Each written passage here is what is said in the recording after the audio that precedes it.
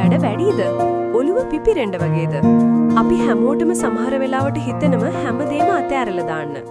Office එකේ වැඩ, ගෙදර ප්‍රශ්න, නැත්නම් හෙට ගැන තියෙන බය මේ ඔක්කොම නිසා හුස්ම ගන්න අමතක වෙන වෙලාවල් තියෙනවා.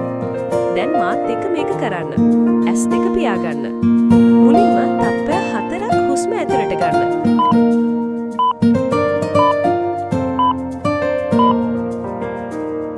දැන් තප්පර 4ක් ඒ හුස්ම අල්ලන් ඉන්න.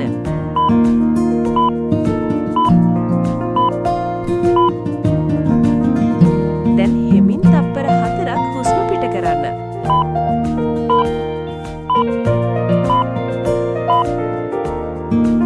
අන්න එච්චරයි. මේක එක දිගට 3 පාරක් කරන්න. හිතට දැනෙන මේ සැහැල්ලුව ඔයාටම තේරෙයි. ඔයාට ඕනෑම වෙලාවක මේක කරන්න පුළුවන්. මේ වීඩියෝ එක සේව් කරලා තියාගන්න. ආයෙත් ස්ට්‍රෙස් එකක් ආපු